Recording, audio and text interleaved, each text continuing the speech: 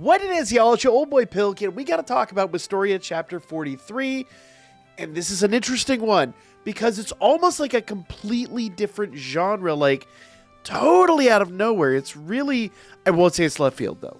Like this 100% tracks for how the last episode ended. So let's jump in, shall we? So first things first, when we left off last time, you guys should, if you don't remember, Julius got basically run through. Like, this dude got wrecked. Now, in my heart of hearts, I did not see it going the way it went, but old boy is completely unalived. Like, he's done.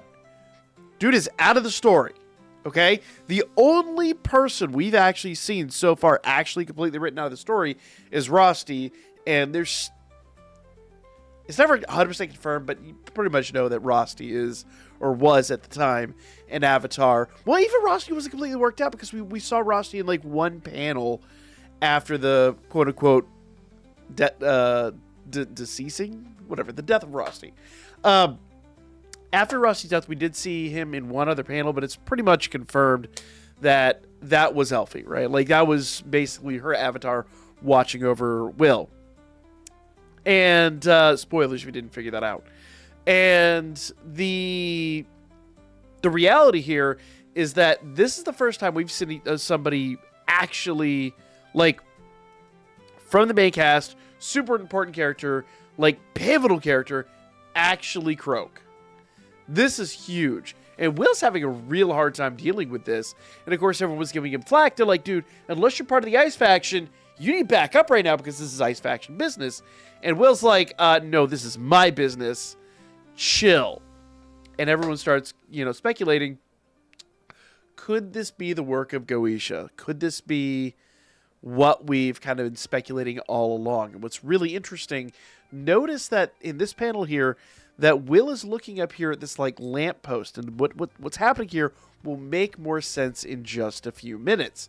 But it kind of continues on, and Colette over here is beating herself up. I think I said last week that it seemed like Liana was the one that called everyone together. It's actually Colette was the one that recommended everybody go to the tavern, and so on and so forth. And everyone's trying to basically console her. Even Liana's like, look, this is not your fault by any stretch. There's other forces at work here. And Sion's like, dude was distrustful of everybody. Unless he really, really, really knew and trusted that person, there's no way many people are getting that close to him.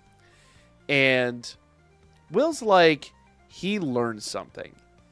He was privy to some level of knowledge that he was going to bring to the table that they wanted to stop. And that's kind of where we're at right now. Like, everybody seems to be under the impression that something sinister is happening here. And Will says, I found a shard of ice, which means he cast a spell right before he died. And we start to get these little, like, whispers. Like, he's talking to Liana about the murderer used dark magic. And that's a big, big, big, like, hint as to who this actually is. Who could have killed him? Who could have used dark magic?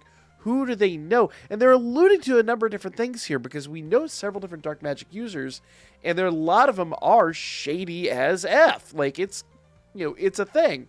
But he says, this person is somebody that is really, really, really close. I love how, like, Sherlock Holmes-esque Will is here because it just shows his just raw intellect. It's crazy how smart this dude is.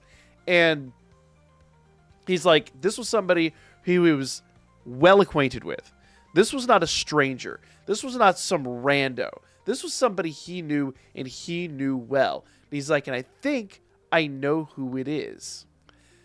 He's like, or I'm sorry, no.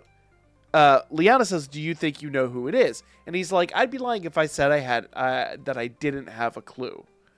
But the use of dark magic is, and then we see this figure here, and Will is immediately like, we're being watched. Like, he doesn't say it, but he definitely alludes to it. And he's like, for a moment there, I felt like I felt somebody. But Kiki is not reacting.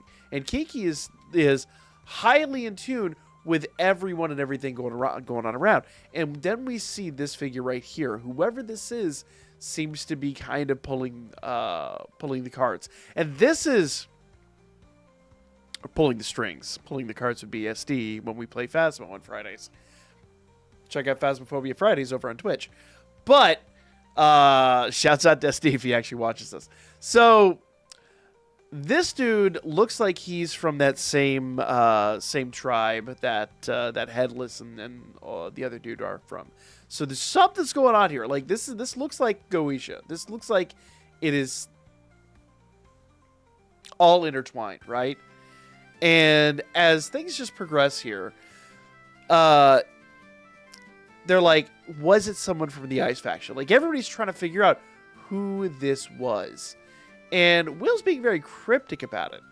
And he's like, after he left to come meet up with us, who else did he interact with? Was he acting different? Was he acting weird? What is going on? We need to get to the bottom of this. And everyone's just kind of like, nah, he was the usual antagonistic self. Walking around like he owns the spot. Really nothing was different about this guy except for the fact that he just didn't make it there. And he's like, all that tracks, that makes a lot of sense. But Will, this whole time, just keeps collecting clues. And it seems like Liana has got another piece of the puzzle here. So, we meet up with this person whose name is Emma. Emma's carrying this bundle of flowers. Let that sink in for a moment because that's going to be really, really, really important. Not that you know what's happening yet, because this is, I believe, if not the first time we met Emma, pretty darn close. But you're about to see something really crazy, and this is just how intelligent Will actually is.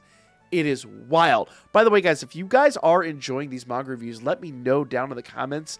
And if you guys, I'd like to think I've kind of like modified my reading of this a little bit. And if you guys are enjoying it, if you have any feedback, definitely let me know. Let's just get back into it. So I just happened to randomly think about that because I'm riddled with ADD and I don't know what else, but 1,000 different things.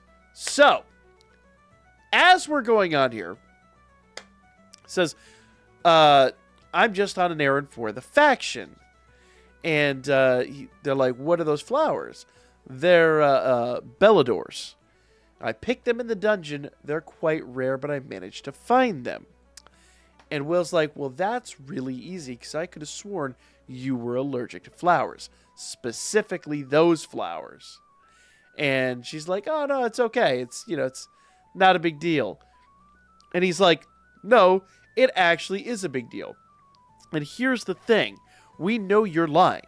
Because as Julius was laying there unaliving, as he was laying there dying on the street, he cast one final spell, a familiar spell. He cast a familiar spell to create an ice bird. Not the first time we've seen this, but that ice bird, he says, is made to fly over the head of whoever killed him. Check this out. Bird's flying over her head. Second panel. It is there to identify his killer. No more, no less. And Emma, you're the one who killed him. And now we know. And there's no way you can be carrying those flowers and still be Emma. You are either somebody using Emma and giving her a really bad rash, or you're somebody in disguise. What is going on? And that's when we get all of this.